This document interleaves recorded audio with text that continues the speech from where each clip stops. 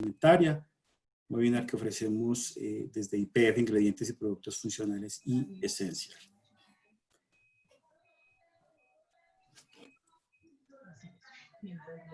Bien, para quienes no me conocen, yo soy Mauricio Restrepo, soy el director técnico en Ingredientes y Productos Funcionales YPF. Soy ingeniero de alimentos, tengo una maestría en Nutrición de Alimentos de la Universidad de Chile y en este momento estoy en espera ya de la defensa de mi tesis para obtener el título de doctor en ciencia. He tenido un recorrido tanto por el sector académico como por el sector industrial en la parte de investigación y desarrollo y en la parte de docencia también en investigación y como docente en pregrado y posgrado, y llevo en la compañía como director técnico 12 años. Muy bien, ¿de qué hablaremos hoy?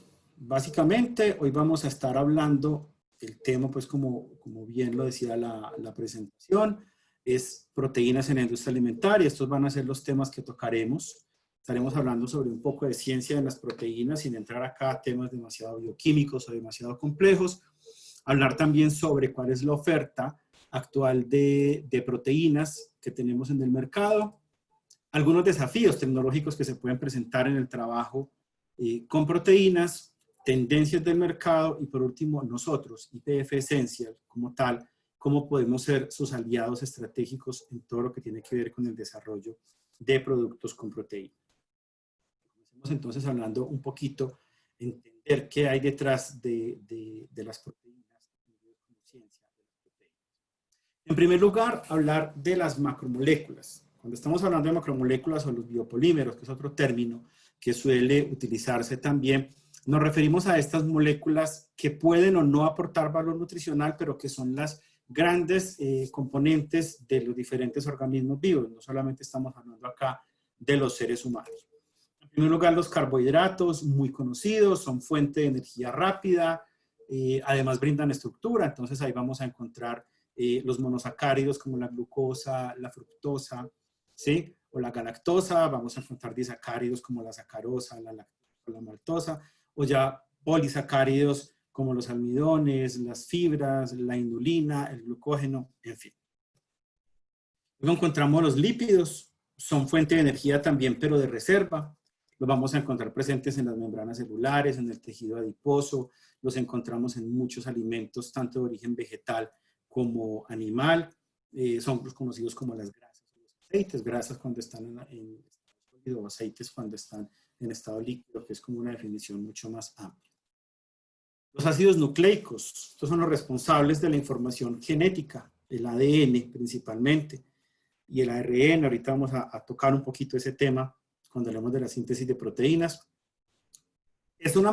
Son macromoléculas, los ácidos nucleicos, pero no se consideran macronutrientes. Hay que hacer esa diferenciación muy importante. Carbohidratos, lípidos, sí son macronutrientes, son macromoléculas también, pero los ácidos nucleicos, aunque son macromoléculas, no se consideran nutrientes. Y por último, pues los que nos van a ocupar hoy en esta presentación de hoy, las proteínas, son macromoléculas, tienen muchas funciones a nivel de estructura, de transporte, de reserva, de defensa, en fin, pues vamos a ir tocando como esos diferentes elementos de... Muy bien, si yo hablo de que es una macromolécula, de que es un biopolímero, tiene que existir un monómero como tal.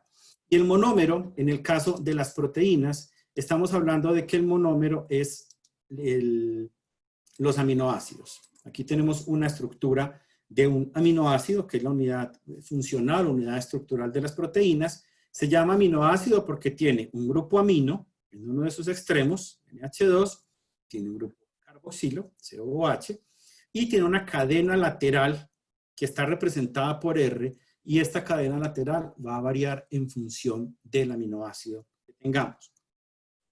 Existen 20 aminoácidos como tal, ¿sí? Esos 20 aminoácidos son los responsables de formar la infinidad de proteínas que podemos encontrar en la naturaleza. Aquí simplemente era para mostrarles como las diferentes estructuras que pueden haber en esas cadenas laterales de las proteínas. La proteína, entonces, cuando yo tengo el aminoácido, un aminoácido se me va a conectar con el otro, va a reaccionar. El aminoácido el extremo carboxilo terminal con el amino terminal, y como ven ahí en la animación, se van conectando uno con otro, y nos van formando una cadena larga, que inicialmente lo que se conoce como un polipéptido, pero luego a medida que va avanzando en su estructura, pues ya empiezan a denominarse proteínas, porque tenemos estructuras mucho más complejas, desde el punto de vista tridimensional inclusive, y esas estructuras tan complejas y esa deducción de la conformación química de la molécula es lo que ha permitido a los bioquímicos, a los científicos que se encargan de estudiar todas estas estructuras, proponer unos modelos, y por eso eventualmente vamos a ver estas estructuras tan complejas, tan enredadas como la que hay acá en la imagen, que es una representación tridimensional de una molécula de proteína. Y esto es importante entenderlo cuando vamos comprendiendo el comportamiento de las proteínas en las diferentes aplicaciones de alimentos, porque la proteína se puede enrollar sobre sí misma en estos tipos de conformaciones que se llaman las hélices alfa, o en estas formaciones un poco más lineales, más laminares, que es lo que se conocen como las láminas beta, y es lo que va a dar resultado a futuro en términos de comportamiento de una proteína, a que una proteína pueda o no retener agua, a que una proteína pueda tener una característica de mayor textura o de menor textura. Eso es todo en función de su estructura. Y muy importante los conceptos de desnaturalización y renaturalización de una proteína que ocurre a nivel de la industria. ¿Ya? Hablábamos ahorita del ADN, y esto es importante entenderlo un poquito porque nosotros sabemos que estas secuencias de aminoácidos que tenemos presentados acá son los que conforman la proteína, pero ¿dónde está esa información? En nuestro ADN, que es una doble cadena, tenemos unas bases nitrogenadas representadas acá con unas letras, que son estas que vemos acá al lado. Esa cadena de ADN, que es la que contiene realmente nuestra información genética como tal, ella se traduce en otra cadena simple, que es lo que denominamos el ARN, y esa cadena simple se organiza en lo que se conocen como tripletas, o secuencias de 3 bases nitrogenadas, también se conocen como codones, en donde cada uno de estos codones especifica para una única, para un aminoácido como tal. Incluso esa descripción o esa decodificación del código genético, valga la redundancia, es lo que permitió establecer este cuadro que vemos acá a la derecha, en donde, dependiendo de los 3 bases nitrogenadas que tengamos en la secuencia del ARN, se va a codificar para un aminoácido específico en una posición específica, y vamos a tener esas proteínas que nos interesan. En función de lo que les mostraba previamente de estas estructuras de las proteínas, entonces estamos hablando que pueden conformarse de diferentes maneras a nivel tridimensional. Entonces una proteína puede superenrollarse sobre sí misma, y tenemos lo que son las proteínas globulares. ¿Cómo se enrollan? Porque hay interacciones entre las cadenas de los aminoácidos y me pueden dar ese tipo de formas que vemos acá tan enrolladas. Un caso de una proteína globular, por ejemplo, es la caseína de la leche, ¿sí? La hemoglobina también es una proteína que se conforma en una estructura globular. Existen otras conformaciones de las proteínas en donde ya no van a ser así tan globulares, pero sus superestructuras o estructuras cuaternarias, como se les dice en términos de bioquímica, van a adquirir una estructura fibrosa como tal, y es el caso, por ejemplo, de las proteínas del músculo. Aquí hay una representación de las moléculas de actina y de miosina, que son las 2 moléculas, las 2 proteínas responsables de del movimiento muscular, y son proteínas fibrosas. Ellas están como en una forma alargada en su estructura. Incluso ahorita cuando menciono un poquito de procesos de obtención de las proteínas, se pueden obtener proteínas de tipo vegetal como las proteínas de trigo, que son globulares, y por un proceso de extrusión se les da un arreglo para que sean proteínas fibrosas, y por eso se utilizan estas texturizadas en análogos cárnicos. Y hay otra forma de estructura proteica que, si bien no viene al caso para incluirlo como dentro de la industria alimentaria, quiero traerlo a mención también, que son las proteínas de membrana. O sea, son estas proteínas que se incrustan en la membrana celular, de tal manera que pueden servir como transportadores de nutrientes al interior de la célula, como receptores para ciertas moléculas, y desencadenar algún tipo de reacción de las diferentes células de nuestro organismo.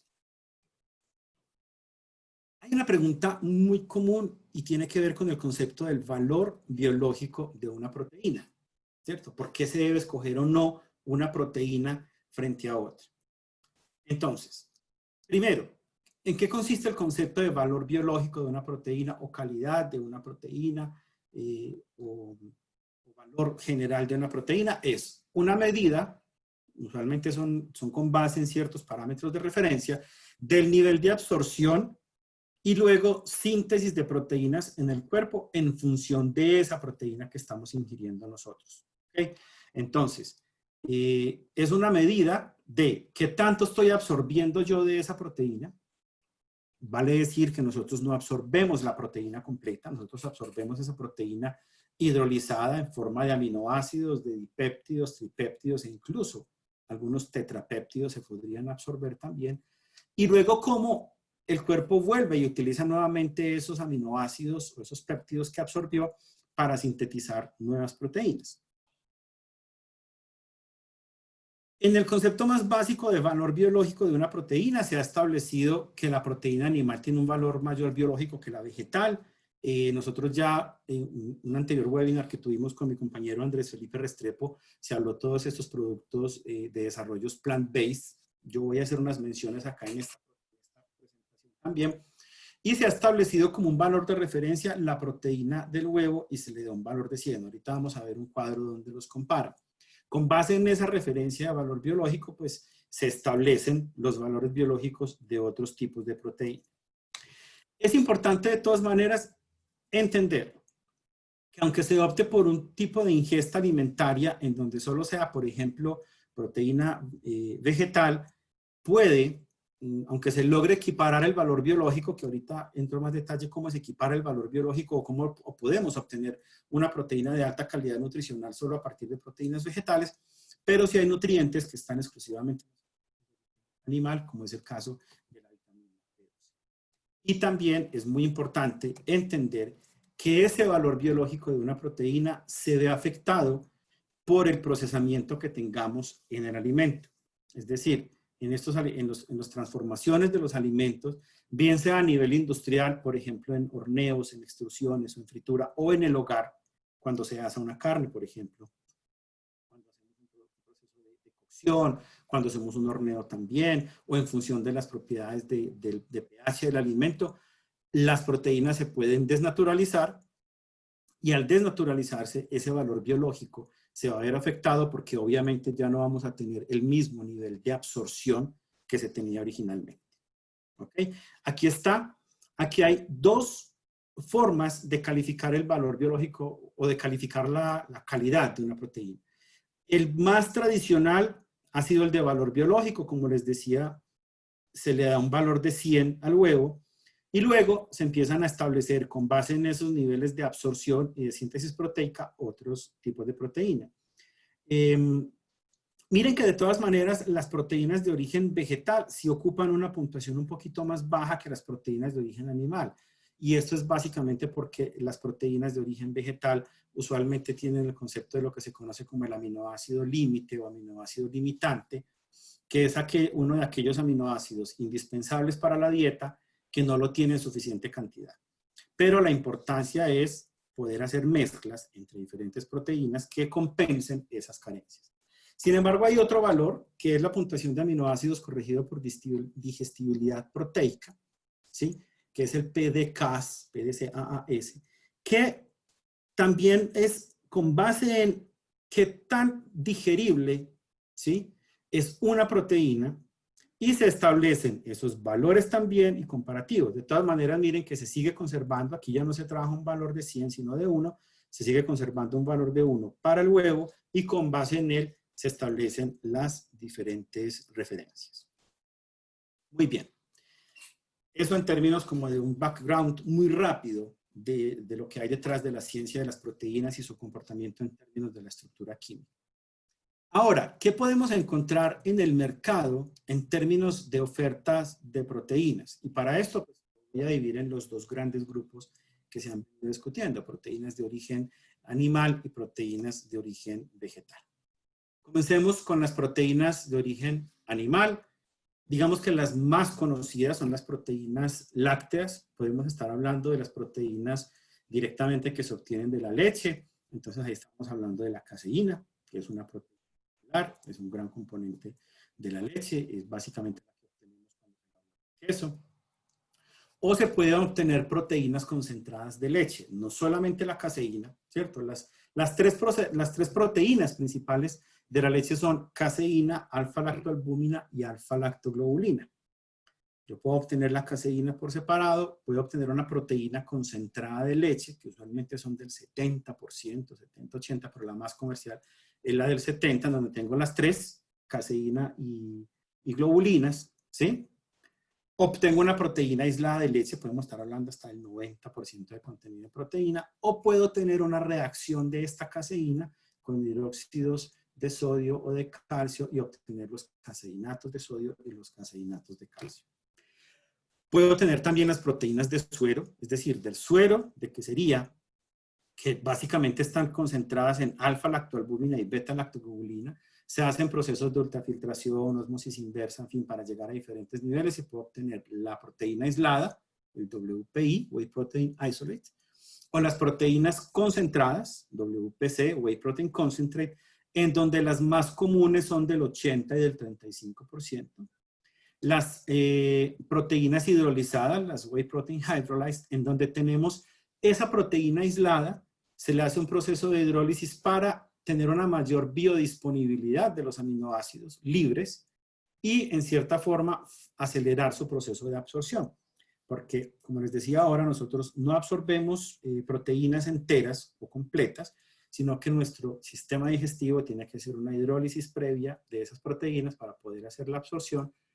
Cuando ya entregamos unas proteínas parcialmente hidrolizadas, pues estamos haciendo una entrega mucho más rápida de entregar los productos.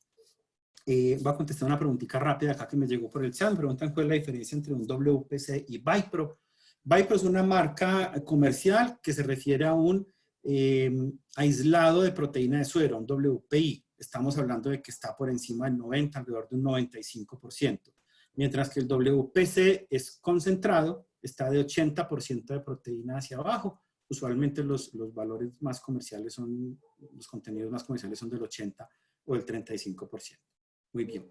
También entre las proteínas lácteas podemos encontrar algunos péptidos bioactivos, que es ya como una hidrólisis más selectiva de algunos péptidos o secuencias específicas dentro de las proteínas que tienen funcionalidades desde el punto de vista fisiológico o nutricional. ¿Qué características importantes debemos tener al utilizar proteínas lácteas? Que obviamente vamos a tener que declarar unos alergenos porque contienen proteína de la leche y eventualmente pueden tener lactosa en trazas o en contenidos considerables que también puede generar algún tipo de disconfort para personas, por ejemplo, los que son intolerantes a la lactosa. En segundo lugar, tenemos las proteínas de huevo. Básicamente ahí estamos de la albúmina. Si bien en la yema se encuentran algunas proteínas, estas están en menor cantidad. La proteína de mayor interés en términos del huevo es la albúmina. Se utiliza pues con muchas funciones. Es necesario declarar que hay alergenos presentes.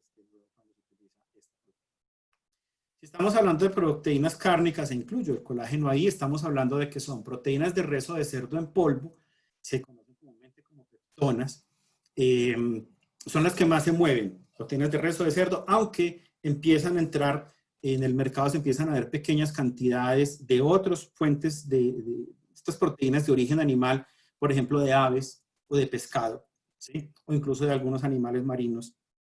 Pero pues digamos que todavía completen como un nicho, en términos de costos pueden ser más costosas. Obviamente los rendimientos no son tan altos como los que se obtienen como con las proteínas de res o de cerdo. Está el colágeno hidrolizado, que es un proceso pues de obtención directamente de tejido conectivo, que está muy, muy fuerte ahora en la línea de los suplementos nutricionales. Es un producto que no tiene alergenos, o sea, no hay una necesidad de hacer una declaración de alergenos. Sin embargo, tiene un alto impacto ambiental y de sostenibilidad, que es uno de los argumentos que más declaran los veganos y vegetarianos por el impacto ambiental que tiene la obtención de proteína de animal, de estos animales puntualmente. Adicional a que hay otros tipos de preocupaciones. Recuerden cuando tuvimos hace muchos años este asunto que se llamó comúnmente las vacas locas, ¿sí?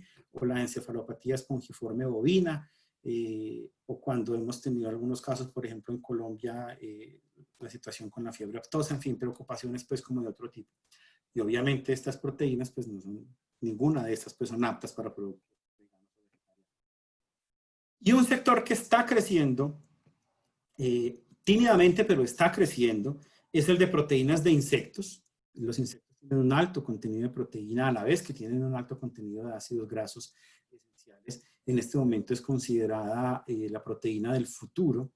Sin embargo, pues hay unas restricciones culturales para su consumo. En Colombia, lo más cercano que tenemos al consumo de insectos son las hormigas culonas, pues en Santander, pero por ejemplo en México es muy común el consumo de los chapulines o los grillos, incluso pues en diferentes presentaciones. Pero se empiezan a encontrar mucho más ofertas en ferias y en publicaciones especializadas de productos de proteínas de grillo en polvo, ¿sí? Lo que pasa es que todavía siento que hay un poquito de restricción cultural de yo poder acceder, no sé, a un snack y que me digan que tiene proteína de grillo. En cuanto a las proteínas de origen vegetal, por tradición, la que más ha impactado en el mercado ha sido la proteína de soya. La podemos encontrar en su forma aislada, concentrada o texturizada también. Generalmente son soyas que son generalmente modificadas, son organismos genéticamente modificados. Y aquí quiero hacer una precisión muy importante. Hay una preocupación sobre los organismos genéticamente modificados que yo la clasificaría en dos vías muy grandes. Una que tiene su fundamento científico como tal y otra que es más un mito urbano, por así decirse. La que tiene fundamento científico es ¿cuál? Yo modifico genéticamente una planta para darle resistencia a alguna plaga, a cambios de temperatura, ¿cierto? A los cambios climáticos o para que tenga mayores rendimientos, por ejemplo. Sin embargo, lo que puede ocurrir cuando se modifica esa planta genéticamente, la modificación genética implica insertar en la información genética de una planta, llamémosla normal, una parte, una secuencia de ese gen que les mostré ahorita en el ADN, de otro organismo que le pueda conferir esa resistencia a la planta en términos de plagas o en términos de cambios climáticos o que le ayude a tener mayores rendimientos en expresión, por ejemplo, de algunos nutrientes. ¿Ok? Y efectivamente se logran esos rendimientos, se obtienen resistencia a plagas, pero se encuentra que a veces, como yo estoy insertando un gen foráneo al gen normal de la planta, se pueden expresar otras proteínas que no son propias de la planta, ¿correcto? Y que pueden generar algún tipo de alergias adicionales, ¿ya? Entonces, esa es una de las preocupaciones de los organismos genéticamente modificados. Las proteínas de soja, bueno, y esa es la que tiene base científica. Y la que tiene como un sustento más de mito urbano, y es que eventualmente se ha tenido la creencia de que como yo estoy insertando una secuencia genética de una especie extraña en una especie nueva, se creería que si llegáramos a consumir esos productos, esa secuencia de gen se podría meter en nuestro gen, ¿cierto? Y generarnos algún tipo de mutación, algún tipo de cambio. Eso no es posible. Primero porque nosotros estamos consumiendo la proteína como tal. Sí puede haber trazas de ese material genético, pero no podría, o sea, virtualmente es imposible, biológicamente es imposible que esa secuencia luego se combine con nuestros genes y vamos a empezar a tener nosotros esas dificultades. Muy bien. La soya entonces, adicionalmente, tiene alergenos, tiene algunos factores antinutricionales y su sabor en términos de las proteínas vegetales es relativamente limpio. Es la proteína que más tiempo lleva en el mercado. Luego viene la arveja, en segundo lugar está tomando mucha fuerza la proteína de arveja, también la encontramos aislada, concentrada, texturizada. La mayoría de las que se van a encontrar en el mercado no son GMO, es libre de alergenos, no tiene factores antinutricionales, tiene un sabor fuerte y astringente. Y podríamos incluir aquí en este grupo otras leguminosas, como la lenteja, como el garbanzo, como el frijol mungo, que todas tienen un valor nutricional muy interesante y pueden encontrarse con buen contenido de proteína. Voy a contestar otra preguntita que me llegó acá, que preguntan cómo así que factores antinutricionales, Astrid. Se encuentran no solo en la soya, ¿cierto? En otras fuentes de alimentación vamos a encontrar algunas moléculas que pueden intervenir en la absorción de nutrientes, porque, digamos, te atrapan, por ejemplo, los minerales e impiden que se absorban, o te pueden inhibir algunas proteínas que son necesarias para el metabolismo. Por ejemplo, hay unos que se llaman inhibidoras de tripsina, y la tripsina es una enzima responsable del metabolismo proteico. Entonces, eso también hay que tenerlo presente. La ventaja es que muchos de estos factores antinutricionales se destruyen por condiciones de procesamiento, por ejemplo, como temperaturas o altas presiones. Luego sigue la proteína de trigo, también la vamos a encontrar aislada, concentrada, texturizada. Podemos encontrarlas de las versiones GMO o no GMO, pero es gluten, ¿cierto? Está asociado a la enfermedad celíaca, a la intolerancia al gluten, entonces es necesario de tal, y ahora pues hay un boom de los productos gluten free. No tiene otros factores antinutricionales y tiene un sabor relativamente muy limpio, incluso mucho más limpio que el de la soya. Luego viene la proteína de arroz, la podemos encontrar aislada o concentrada, también en versiones GMO o no GMO. Son libres de alergenos, no tienen factores antinutricionales, sin embargo su sabor es fuerte, astringente y terroso, pero ahorita cuando hablemos un poquito de combinaciones vamos a ver que todos estos asuntos de sabores y texturas se pueden manejar muy fácil en términos de industria. Luego vienen las nueces, y ahí encontramos que sean básicamente concentradas, porque llegar a un nivel de aislado en nueces requiere una inversión tecnológica de alto nivel que la encarecería demasiado. También las podemos encontrar como GMO o no GMO, contienen alergenos, tienen un sabor muy limpio, muy agradable, pues como asociado a su propia nuez, y ahí encontramos, por ejemplo, las almendras, el maní, aunque el maní biológicamente es una leguminosa, pues suele ubicarse en estas categorías, ¿ya? Carolina nos pregunta qué proteínas no alergenas se recomiendan para ser usadas en bebidas que no tengan alto impacto en el sabor y sean solubles en agua. Es de las preguntas del millón, Carolina, porque realmente hay que trabajar en saborización, en modificaciones, porque si miramos acá este grupo completo, hasta donde vamos, solamente la arveja y el arroz estarían en esa categoría de las no alergenas, pero hay que hacer un trabajo fuerte con sabores o con moduladores o enmascaradores para poder tener el sabor, para poder enmascarar pues esas características, y adicional, mirar a ver qué versiones podemos trabajar para que sean solubles en agua. Usualmente son solubles en agua, ¿sí? Son solubles en agua. Obviamente hay que saber el cálculo de la cantidad que se requiere. Y por último, otro grupo que también son libres de alergenos. Miren que dejé para un lado las que son alergenos y para el otro lado las que no. Las semillas son concentradas usualmente, por lo mismo que decía de las partes de semillas de nueces. Para llegar a concentrado se requeriría demasiado nivel de tecnología. Serían muy costosos. Son no GMO, son libres de alergenos, no tienen factores antinutricionales, tienen unos sabores limpios. Y pues en el mercado en este momento podemos encontrar básicamente proteínas de semilla de calabaza y de girasol. Muy bien. Obviamente todo esto encarna unos desafíos tecnológicos y vamos a hablar principalmente de los siguientes. En términos de sabor, trabajar con proteínas independiente de que sea vegetal o que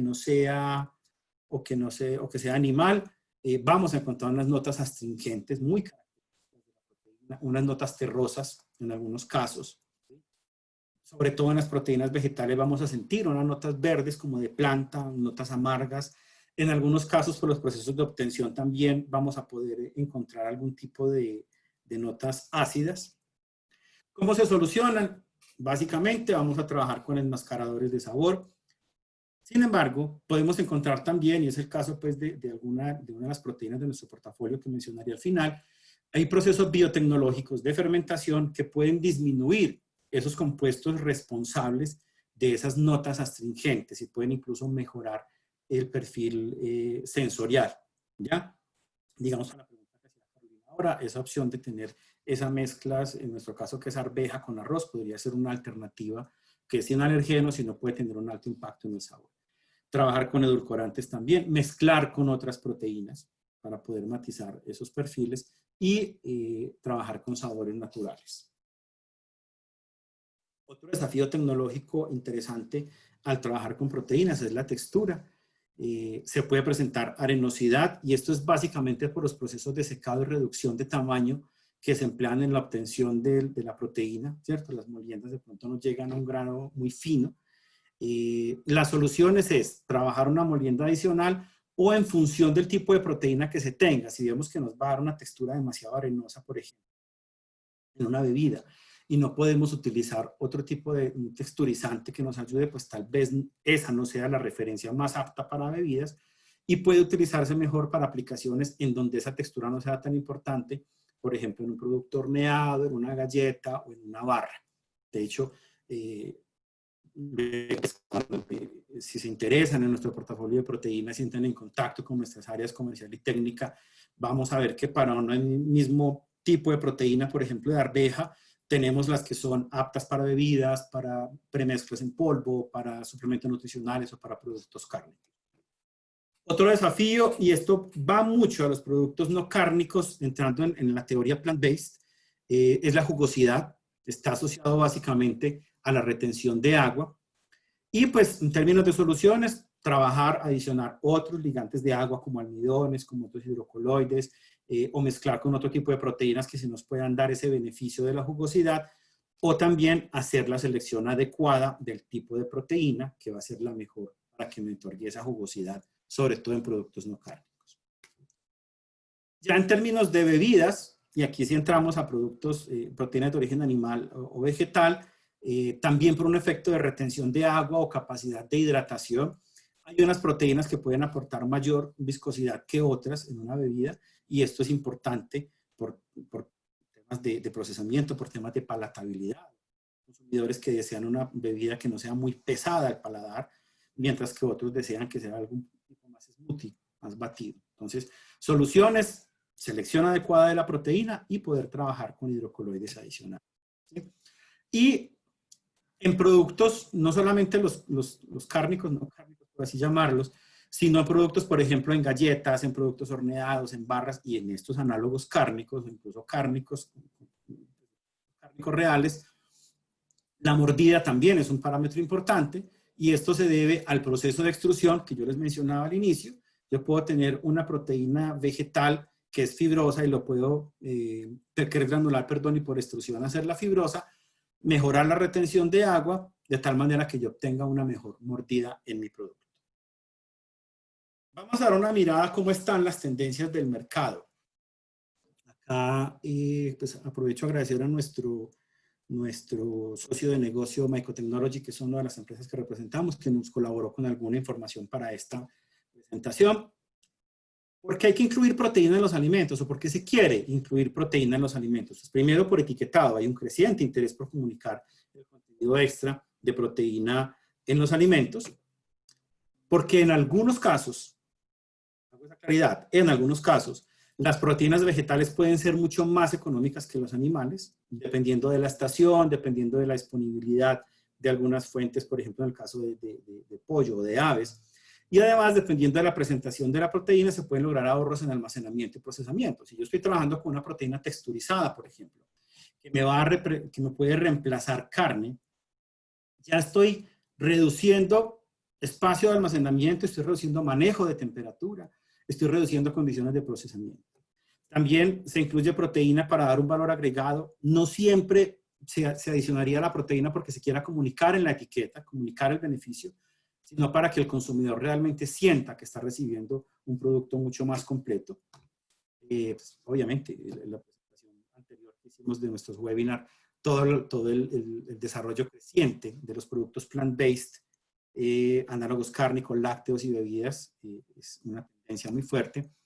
Y para suplementos dietarios, porque es que ya los productos con alto contenido de proteína no son exclusivos de los deportistas. Ya el consumidor que no está en el deporte de alto rendimiento, que no es deportista de alto rendimiento, pues también quiere acceder a suplementos dietarios donde se le puedan proveer estos contenidos de proteína.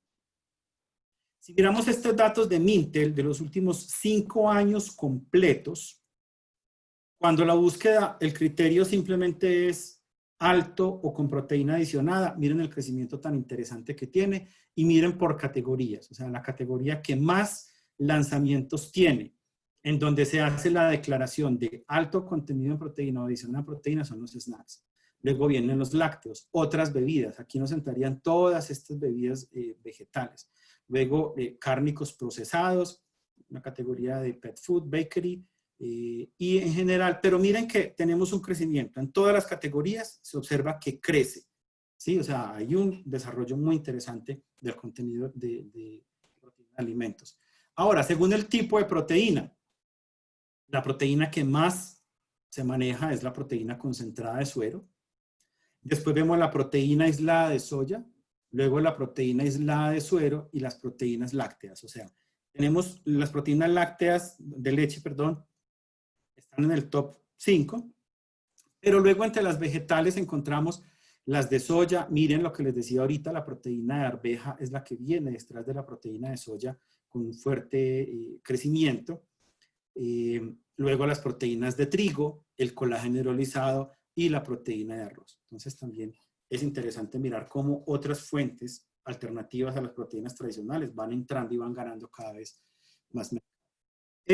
Hablando específicamente de productos veganos, es mirar en términos de porcentaje de lanzamientos nuevos entre mayo de 2015 y abril de 2020, cómo ha venido creciendo.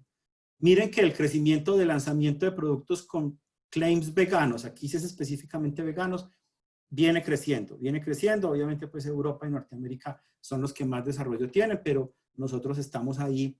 Para 2020 nos nivelamos casi con Medio Oriente y África en los lanzamientos que hacen ese tipo. Eso es interesante, este es un aporte que nos hizo Mycotechnology, es el cambio en las fuentes de consumo de proteína en los últimos 12 meses, ¿sí? Y aquí simplemente nos clasifica por tipo de proteína y luego que por categorías. Entonces, lo come mucho actualmente, come algo, come la misma cantidad, come relativamente menos, come mucho menos, nunca lo consume, no está seguro. Quiero simplemente enfatizar en cómo las proteínas vegetales, ¿cierto? Las proteínas vegetales han ido creciendo, ¿sí? Obviamente las proteínas de aves o del huevo tienen su categoría interesante, y cómo las proteínas de carnes rojas han ido disminuyendo en su consumo. También es dato interesante a la hora de pensar en desarrollos de productos, ¿sí? Y es que proteína es una megatendencia con una fuerza para permanecer. ¿Por qué? Porque las proteínas, a diferencia de otros nutrientes, no son concebidas como potencialmente perjudiciales por parte de... Primero, la proteína es un componente fácil de entender. Nunca hemos visto en campañas de redes sociales o en internet, en fin, que la proteína sea algo malo, ni nunca se rotura como algo malo, a diferencia de las grasas y los carbohidratos.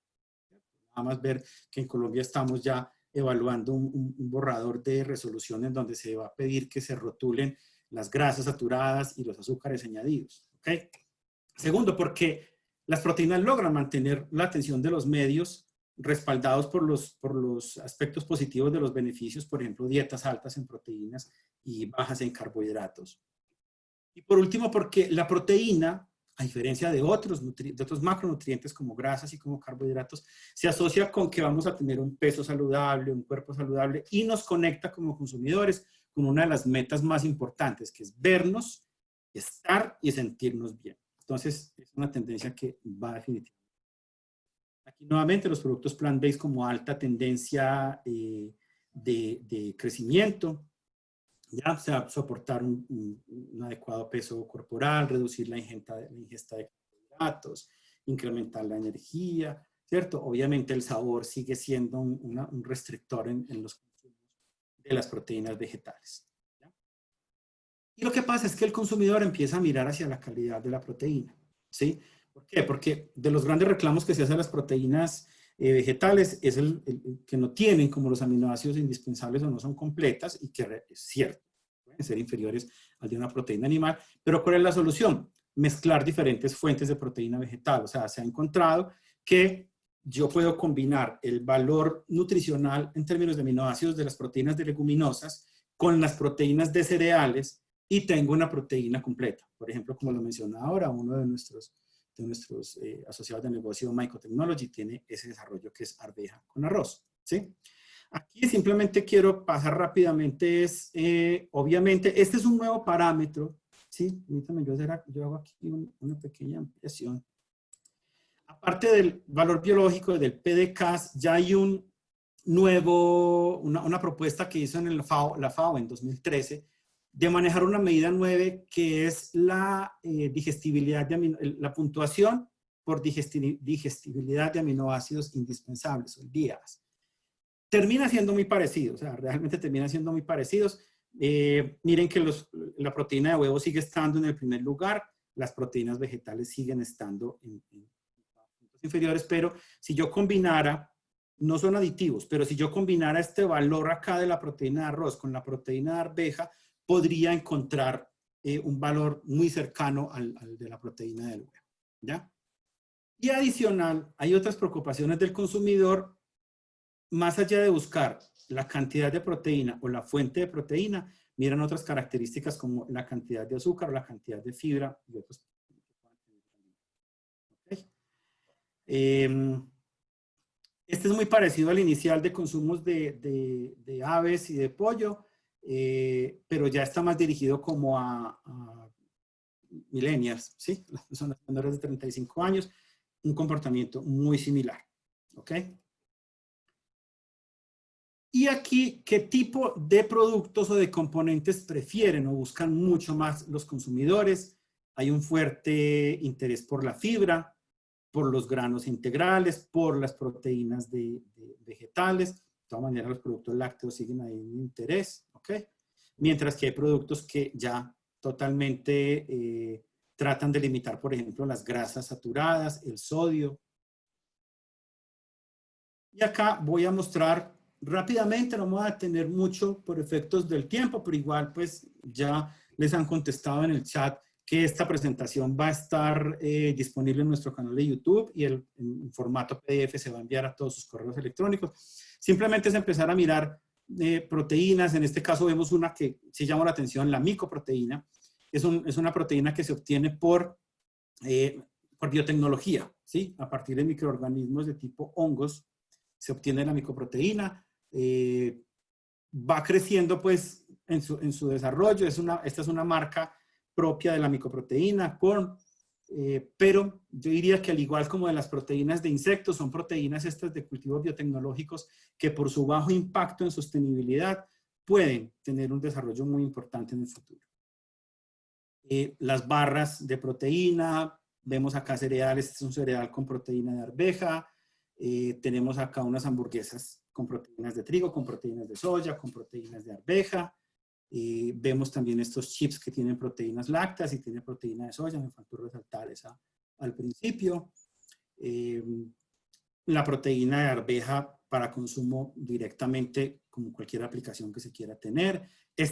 Me parece espectacular porque es la combinación del concepto de indulgencia. O sea, es darme gusto con algo rico, como una especie tipo Nutella, que se llama proteinela, en donde el fuerte componente de proteína es un WPC, pero es una golosina, ¿sí? Se alinea perfectamente con la indulgencia. Este es un pudín, es alemán, pero es con base en café colombiano. Es un postre también, concepto de indulgencia, tiene proteínas lácteas. Estos son snacks, son proteínas, son chips de proteína de arveja. Tiene harina de arroz, tiene harina de arveja, pero tiene un aislado de proteína de arveja también, ¿sí? Esta es una base para pizza, que dice el claim que dan es que se puede obtener un producto en donde provee 48% de proteína y solo 22% de carbohidratos, y tiene proteína de suero, de soya, caseinatos, de arveja, proteína de huevo, en fin. Muy bien, ahora, ¿cómo nosotros, YPF y Esencial, podemos ser sus aliados estratégicos para estos desarrollos de productos con proteínas? Primero, porque tenemos un portafolio que se alinea mucho con lo que acabamos de ver. Entonces, en nuestro portafolio de proteínas tenemos proteína aislada de suero, 95% de proteína manejamos nosotros ahí. Tenemos proteína concentrada de suero, del 80% o del 35%. 70%. Tenemos proteína hidrolizada del 90%, con una hidrólisis parcial que la hace mucho más digerible. Tenemos proteínas extruidas de suero, del 70% de proteína, que es perfecta para hacer barras, para hacer snack, para utilizarla como topping o en mezclas de cereales o, por ejemplo, para helados. Tenemos proteína concentrada de leche, del 70%. Caseína micelar, que es una que va entrando fuertemente en términos de suplementación nutricional, y el colágeno hidrolizado. Y en nuestro portafolio de proteínas vegetales tenemos proteína aislada de arveja, contenidos del 80%, proteína aislada de arroz también del 80%, la que les mencioné. Es un proceso de verdad que es de admirar este proceso biotecnológico de trabajar proteína de arveja con proteína de arroz y una fermentación en presencia de hongos para reducir su astringencia. Tenemos proteína texturizada de arveja también y proteína de trigo, proteínas concentradas de almendra, de semilla de calabaza y de frijol mongo. Y pues sea esta la oportunidad para invitarlos a que visiten nuestra página web. Tenemos un canal de ventas online. Entonces van a poder encontrar en nuestro canal online todo este portafolio de las proteínas texturizadas de trigo, ¿sí? En presentaciones más pequeñas. Estas que son tipo desmechado, es un producto que es simplemente hidratarlo, saborizarlo y ya queda como si fuera un pollo, res o cerdo desmechado. Otra que es como gránulos que se hidrata y es como si fuera la carne molida. Y también unas que son hojuelas que se hidratan y se saborizan. La retención de esta proteína es de 1 a 2,5, es decir, yo con 1 kilo de esta proteína más 2,5 litros de agua, más o menos, puedo obtener 3,5 kilos de una proteína hidratada. La relación de hidratación varía dependiendo del tipo de proteína y estas hojuelas pues se pueden moler después o procesar y utilizar en cualquier tipo de productos. Perdón, una pregunta acá. Maritza nos pregunta cuál es la aplicación más común de la proteína concentrada de semillas. Maritza, usualmente en cualquier alimento que se quiera adicionar un valor de proteína vegetal o en general proteína. Puede ser para barras, puede ser para productos horneados, puede ser para batidos, ¿sí? O para suplementos dietarios. O sea, es muy versátil el uso de las proteínas de semillas. Es más por el interés de comunicar que no tiene alergenos, que no es GMO, en fin.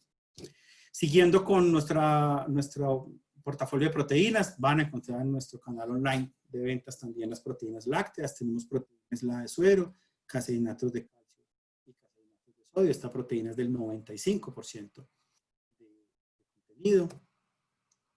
En las proteínas vegetales tenemos solo proteína aislada de arveja o proteína aislada de arveja y arroz. ¿Cómo más somos sus aislados, sus asociados, perdón, sus aliados estratégicos? Porque no solo es nuestro portafolio de proteínas, sino también que sepan que cuentan con nuestro Centro de Innovación y Desarrollo. Es un equipo que trabaja conmigo permanentemente, somos unas 11 personas en donde hay profesionales del área de alimentos, ingeniería agroindustrial, nutrición y con diferentes aplicaciones, especialización en la parte de bebidas, en la parte de cárnicos, lácteos, suplementos nutricionales, en fin.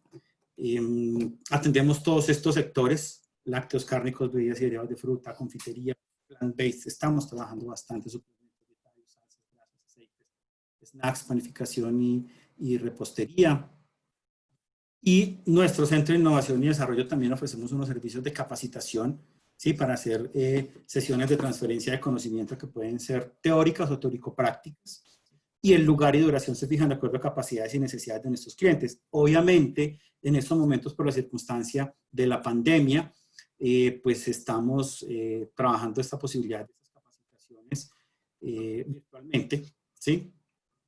No podemos hacerlas presenciales, no podemos tener visitas en nuestro centro de innovación, pues y grandes grupos para hacer capacitaciones, pero ofrecemos la posibilidad de hacer esas capacitaciones virtuales también. Y obviamente cuando tengamos la posibilidad de recibirlos en nuestras instalaciones serán bienvenidos. Acompañarlos en procesos de desarrollo de productos. Los acompañamos en diferentes etapas dependiendo de la elección del cliente y de que valoremos económicamente el proyecto. Hacemos una construcción del cronograma con objetivos entregables y de alcance. Básicamente podemos empezar y terminar en cualquiera de estas etapas. en la concepción de la idea de producto, luego los acompañamos en la construcción de ese plan de desarrollo, los asesoramos en el diseño de las formulaciones, hacemos una evaluación de costos, elaboramos los prototipos en nuestro centro de innovación para que puedan tener una prueba de un producto real, se hace una validación sensorial. En caso de que se requiera esa validación sensorial mucho más especializada, pues nosotros no tenemos un laboratorio sensorial propiamente, pero podemos solicitarlo a laboratorios externos con los que tenemos convenios. Diseñamos las fichas técnicas, entregamos la formulación del producto. Si es del caso, podemos tener la opción de hacer el contacto con maquiladores y podemos, en función del desarrollo, algunos de nuestros ingenieros de aplicaciones, acompañarlos en el arranque en línea. Marta Carvajal nos pregunta por acá, ¿el Centro de Innovación y Desarrollo queda en Medellín? Sí, Marta, queda nuestra sede principal, que es en el municipio de Itagüí, área metropolitana del Valle de Aburrá. Tercero, asesoría en asuntos regulatorios. Brindamos asesorías en regulación y normatividad en cuanto a etiquetado general y nutricional, sobre todo pues ahora con lo que se viene con la parte de rotulado nutricional y los sellos frontales. Queda acá el espacio para dudas, entonces voy a mirar acá rápidamente, ¿sí? Permítame un segundo que tengo otras por acá por otro chat.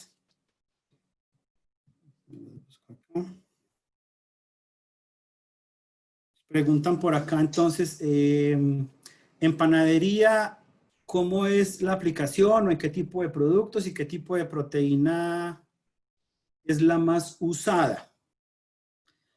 A ver, digamos que ahí pueden utilizarse, dependiendo del producto que se quiera elaborar. La idea es que sea una proteína que no tenga demasiada retención de agua, porque lo que hemos visto nosotros es cuando trabajamos productos de panadería o repostería con proteína, por la alta capacidad de retención de agua que tiene la proteína, nos va a generar una textura mucho más seca. Entonces, si estamos trabajando proteínas en polvo, se mezcla normalmente con la masa.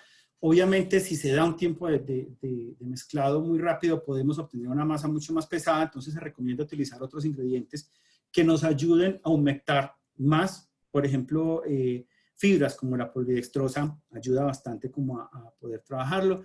¿Qué tipo de proteína es la más usada? No, pues nosotros hemos hecho aplicaciones, por ejemplo, con proteínas de arveja en galletería. Hay que mejorar la mordida, obviamente, porque si tiene demasiada retención de agua, entonces puede quedar un producto muy seco. Se está trabajando bastante proteínas de suero en premezclas para estos tipo mock cake o estos que son de microondas, ¿cierto? Como el cupcake que es de microondas, se mezcla. La ventaja que tiene ahí es que como el producto se consume inmediatamente, no da mucho tiempo a que se endurezca la masa, ¿ok? Preguntan acá, ¿todas las proteínas de suero cambian su textura al ser calentadas? Dependiendo de las características, o sea, mientras mayor contenido de proteína tengamos, sí, usualmente va a haber una desnaturalización que me va a generar una formación de una textura arenosa, ¿cierto? Entonces, existen algunas, nosotros hemos trabajado, por ejemplo, algunas proteínas que se han modificado especialmente para que su textura no se altere al ser calentada. ¿Y qué características deben tener las proteínas para renaturalizarlas? Ok, usualmente la proteína, si la desnaturalización ocurre es por formación de estructuras tipo puente de hidrógeno, entonces estamos hablando de que el proceso puede ser reversible, puede ser termorreversible, la proteína puede renaturalizarse, ¿cierto? Si la desnaturalización ocurre por algún tipo de reacciones de tipo, reacciones químicas tipo covalente, entonces vamos a encontrar que no es posible renaturalizar, ¿ya? Entonces habría como que mirar específicamente. Por ejemplo, los geles que se forman con gelatina, ¿cierto? Algunas que forman tipo geles, puede ser más fácil de renaturalizarla simplemente por una aplicación de temperatura. Pero cuando ya estamos hablando de otro tipo de naturalización como el que ocurre, digamos, en las transformaciones de la proteína en la albúmina de huevo, ahí no hay forma de hacer una renaturalización porque ya lo que me llevó a la desnaturalización de la proteína fue una serie de reacciones químicas que no son reversibles completamente. ¿Ok? Muy bien. Me hacen acá una última pregunta.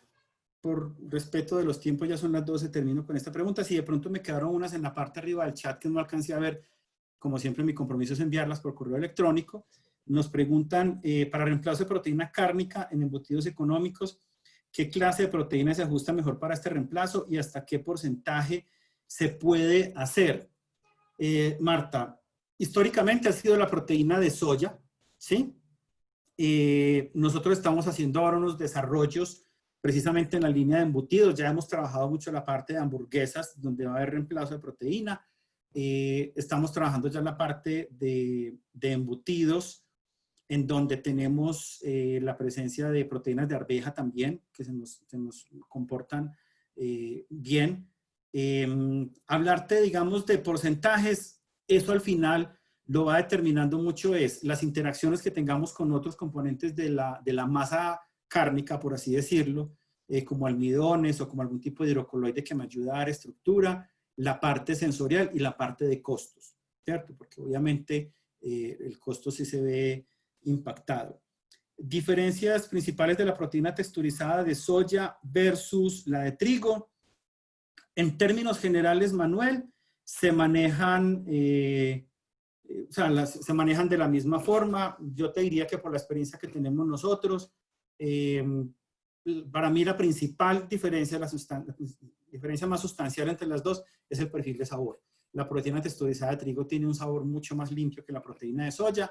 Y en términos de comunicación, pues cuando estamos hablando de trigo es gluten, cuando estamos hablando de proteínas de soya, pues estamos hablando de los otros alergenos.